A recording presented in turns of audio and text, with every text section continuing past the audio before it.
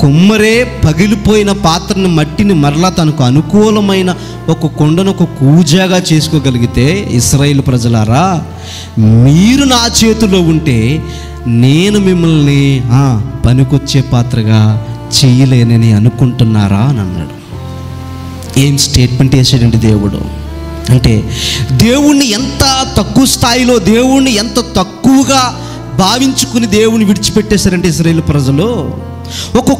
ఒక మట్టి కుండను చేసే ఒక కుమ్మరి మరలా పగిలిపోయిన మట్టితో తనకు అనుకూలమైన కూజానో కుండనో చేస్తున్నప్పుడు, మీరు నా వశాన ఉన్నారు, మీరు నా చేతిలో ఉంటే నేను మిమ్మల్ని మళ్ళా పనికొచ్చేవారుగా చేయలేనా అని అన్నాడు.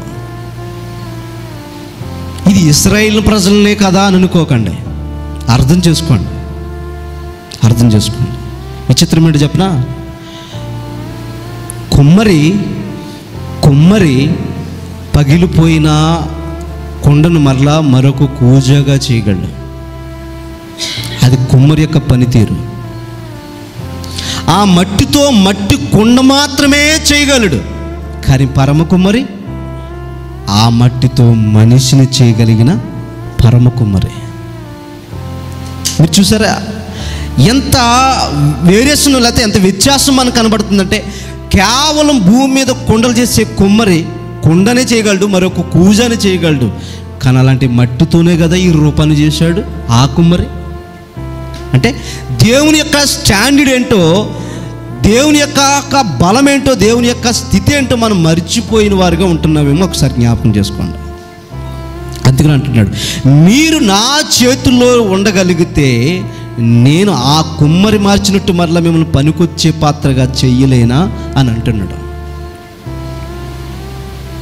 పనికొచ్చే పాత్రగా చేయలేనా అంటున్నాడు.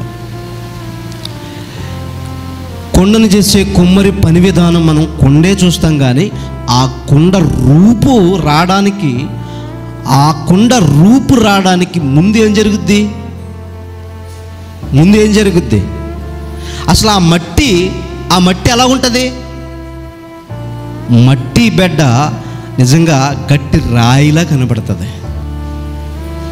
ఆ మట్టి బెడ్డ అనేది గట్టి రాయిలా కనబడుతుంది. రాయిలా కనబడుతున్న ఆ మట్టి బెడ్డను ఈ కుమ్మరి ఫస్ట్ ఆఫ్ ఆల్ ఏం చేస్తాడు? ఈ మట్టిని తీసుకొచ్చి నీటిలో నానబెడతాడు. నీటిలో నానబెట్టిన తర్వాత ఆ నానబెట్టిన నీటిలో ఆ మట్టి ఏమవుతుందంటే, గడ్డగా బెడ్డుగా ఉంటున్న, గట్టిగా కఠినంగా ఉంటున్న ఆ మట్టి బెడ్డి ఏమవుతుందంటే మెత్తగా అనుకూలంగా ఒక మనం చపాతీ చేసుకునే పిండిలా తయారవుతుంది.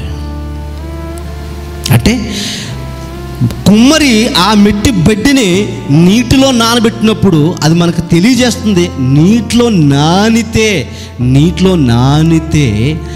బెడ్డిలా ఉన్న మట్టి మనం ఎలా పడితే అలా కుండ చేసే విధంగా రావడం అనేది ఒక ప్రాక్టీస్ మనకు కనబడుతుంది. ఇప్పుడు దేవుని చేతిలో మనం అనువైన పాత్రగా, ఆయన వాడుకునే పాత్రగా, ఆయన ఆజ్ఞలను మేరని వారిగా మనం ఒక పాత్రగా మలచల్లబడాలంటే ఇప్పుడు మనమేమవ్వాలి?